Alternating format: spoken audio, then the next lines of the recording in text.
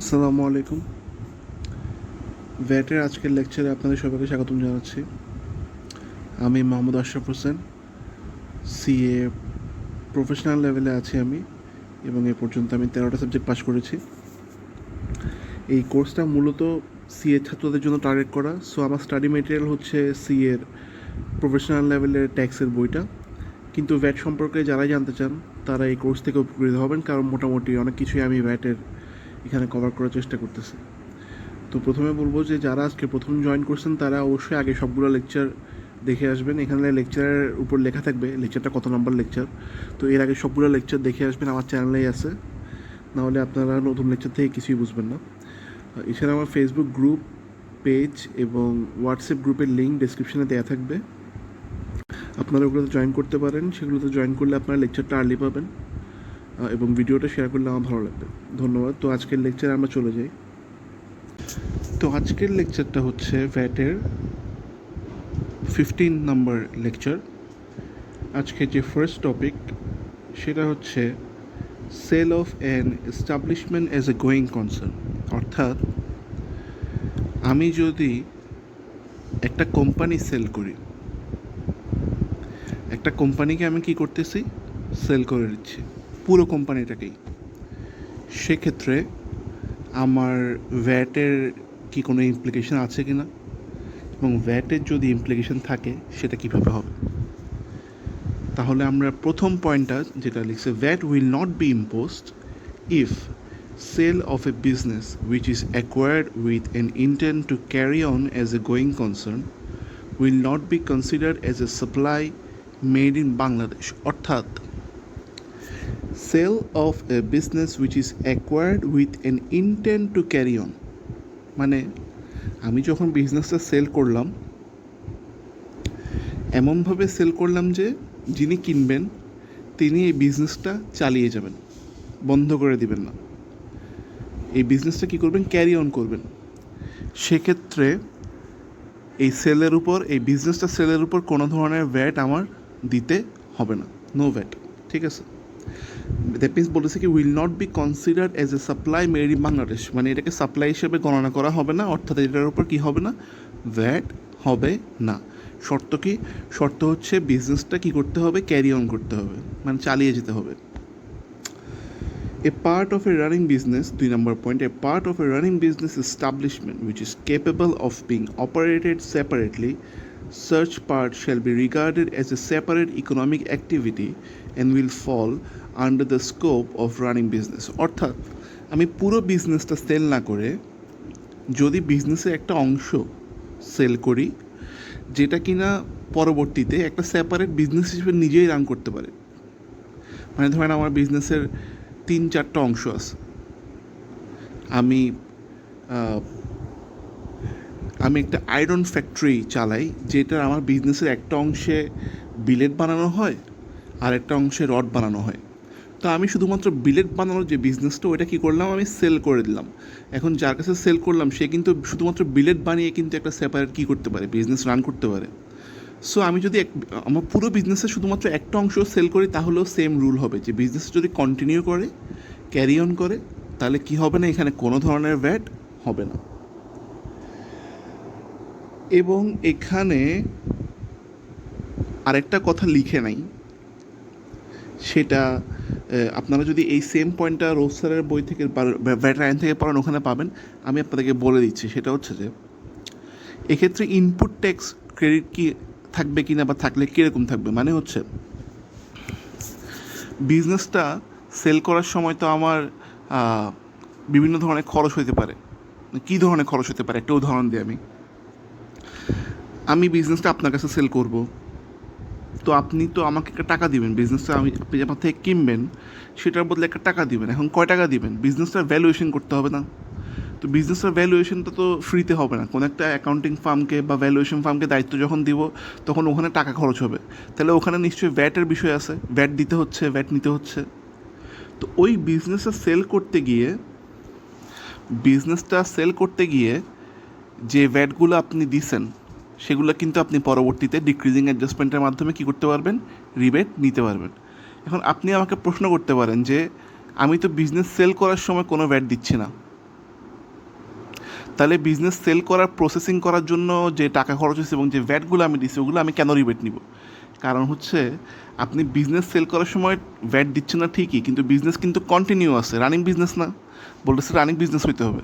তো বিজনেস যেহেতু কন্টিনিউ আছে, ওই বিজনেস থেকে পরবর্তীতে যখন সেল হবে তখন তো ভ্যাট হবে। সো এই বিজনেস সেল করতে প্রসেসিং যে খরচ, যেমন আমি যদি বিজনেস ভ্যালুয়েশন করি তখন যে ভ্যাটটা আমি দিব ওইটা কিন্তু আমি কী করতে পারবো, ইনপুট ট্যাক্স আমি ক্রেডিট নিতে পারবো। আচ্ছা, পরবর্তী পয়েন্টে চলে যাই। Method of selling going concern. Seller and purchaser of any going concern shall submit continuous and unconditional bank guarantee of a scheduled bank of an amount equivalent to all payable tax and arrears to the commissioner by a joint application in form Mushok 4.2 before a minimum of 15 days of sale of such business. অর্থাৎ বিজনেসটা sell করার অন্তত 15 দিন আগে seller এবং buyer দোনোজনকে jointly কী করতে হবে, VAT অফিসারকে মূসক 4.2-তে সকল ধরনের পেয়েবল যে ভ্যাটগুলো আছে, যে ভ্যাটগুলো বকেয়া আছে, সেগুলো সাপেক্ষে কী করতে হবে, একটা আনকন্ডিশনাল ব্যাঙ্ক গ্যারান্টি দিতে হবে। ঠিক আছে? এরপর হচ্ছে upon receipt of the application the commission will provide his approval of the sale of the going concern within 7 days subject to verification of the submitted bank guarantee. ওই bank guarantee পাওয়ার পর উনি চেক করবেন, check করে আপনাকে যদি সব ঠিক থাকে 7 দিনের মধ্যে আপনাকে কী দিবেন, ভেরিফিকেশন দিয়ে দিবেন। The seller of the going concern shall furnish to the purchaser of the সার্চ বিজনেস দ্য ফলোয়িং ইনফরমেশন। একজন সেলার মানে যিনি বিজনেস সেল করতেছেন তিনি পারচেজারকে নিচের ইনফরমেশনগুলো দিতে হবে, যিনি কিনতেছেন তাকে দিবে, সেলার দিবে। কী কী দিবে?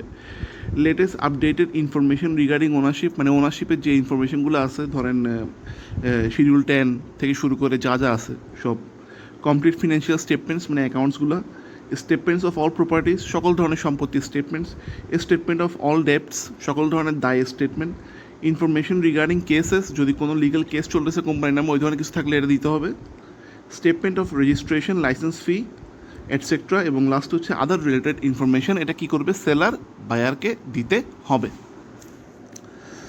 আচ্ছা, আমাদের এর পরের পয়েন্টটা হচ্ছে supply of prepaid telecommunication products ও services.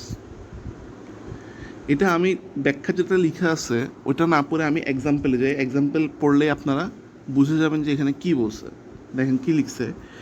PQR Limited is a telecommunication products intermediary who is buying airtime from GP and Robi and selling the same to distributors as well as subscribers. PQR Limited কি? একটা telecommunication মানে কি, মোবাইলের একটা intermediary, producer না, intermediary mobile টক টাইমের। ওরা কি করে, জিপি এবং রবি থেকে ওরা এয়ারটাইম মানে কি, কথা বলার মিনিট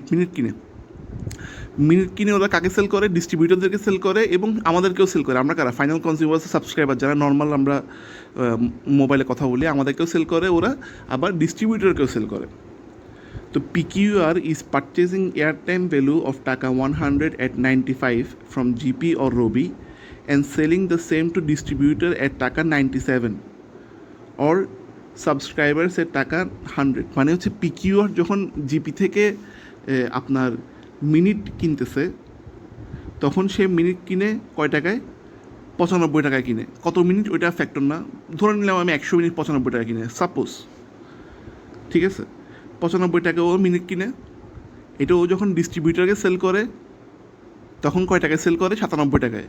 আর যখন ফাইনাল কনজিউমারকে সেল করে, মানে আমাদের মতো সাধারণ মানুষকে সেল করে, তখন সেল করে কয় টাকায়, 100 টাকায়। মানে ডিস্ট্রিবিউটারের প্রফিটটা শো অ্যাড করে দেয় আর কি। বুঝতে পারছি? তাহলে এখানে 3টা পয়েন্ট। একটা হচ্ছে PQR যখন জিবি থেকে কিনতেছে 95 টাকায় কিনতেছে, যখন ডিস্ট্রিবিউটারকে সেল করতেছে 97 টাকায় সেল করতেছে, আর যখন ফাইনাল সাবস্ক্রাইবারকে সেল করতেছে সে 100 টাকায় সেল করতেছে। এই এয়ারটাইমটার মার্কেট ভ্যালু কিন্তু 100 টাকা, ঠিক আছে, মার্কেট ভ্যালু 100 টাকা। তো এরপর লিখছে as GP or Robi pays VAT at the time of selling the products to PQR as well as distributors of PQR will not be liable to pay any VAT. এখন এখানে ভ্যাটটা প্রথমেই পেমেন্ট হয়ে যায় যখন জিপি PQRকে মিনিট সেল করে 95 টাকায়, তখনই কিন্তু জিপি ভ্যাটটা পেমেন্ট করে দেয়। সেই কারণে যখন পিকিউআর ডিস্ট্রিবিউটরকে সেল করবে বা পিকিউআর আমাকে মানে ফাইনাল সাবস্ক্রাইবার আমাকে সেল করবে অথবা ডিস্ট্রিবিউটর পিকিউআর থেকে কিনে আমাকে সেল করবে, তখন কিন্তু সে আর ভ্যাট দিবে না, কারণ ভ্যাটটা জিপি দিয়ে দিছে। ঠিক আছে? তো এখন আপনি প্রশ্ন করতে পারেন যে জিপি ভ্যাটটা কত টাকার উপর দিবে?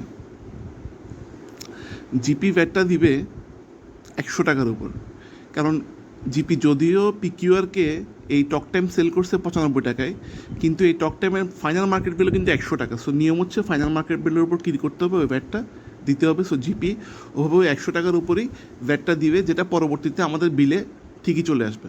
মানে আমরা ফাইনাল কনজিউমার যখন কথা বলবো তখন বিলে ঠিকই চলে আসবে। তো এই গেল এটা। এবং আজকের লাস্ট পয়েন্ট হচ্ছে benefits given to an employee or officer. অর্থাৎ আপনি একটা কোম্পানি, আপনি আপনার কোনো একজন এমপ্লয়িকে প্রোডাক্টের মাধ্যমে কী দিলেন? বেনিফিট দিলেন, বোনাস দিলেন বা যা দিলেন প্রোডাক্টের মাধ্যমে দিলেন। তো ওইটার উপর তো ভ্যাট আছে, তো ওইটা কেমনে হবে? আচ্ছা, প্রথম পয়েন্ট হচ্ছে makes a supply of an in-kind benefit in lieu of cash to any office employees or officers, the price of such in-kind benefit shall be taxable. অর্থাৎ আপনি ক্যাশের বদলে আপনার কোনো এমপ্লয়িকে প্রোডাক্ট দিয়ে দিলেন, তো তখন কিন্তু আপনি যদিও বা আপনার এমপ্লয়ি থেকে কোনো দাম নেন নাই, প্রোডাক্টটা দিয়ে দিচ্ছেন, কিন্তু আপনাকে ওইটার উপর কী করতে হবে? ওই প্রোডাক্টের উপর ভ্যাটটা ঠিকই দিয়ে দিতে হবে।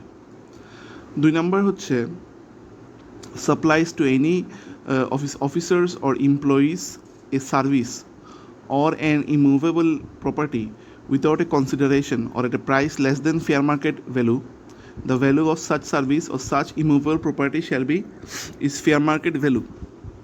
অর্থাৎ আপনি যখন আপনার এমপ্লয়িকে ওই প্রোডাক্টটা দিলেন বা কোনো একটা অ্যাসেট দিলেন, তখন আপনি তাকে ফ্রিতে দিয়েছেন অথবা ডিসকাউন্টে দিয়েছেন, কিন্তু ভ্যাট ক্যালকুলেশন করার সময় কিন্তু আপনার ওই প্রোডাক্টটা যেটা অ্যাকচুয়াল ফেয়ার মার্কেট প্রাইসের সংজ্ঞা লাস্ট ক্লাসে বলছি, অ্যাকচুয়াল যে ফেয়ার মার্কেট প্রাইস সেটার উপরে কিন্তু ভ্যাট ক্যালকুলেশন হবে।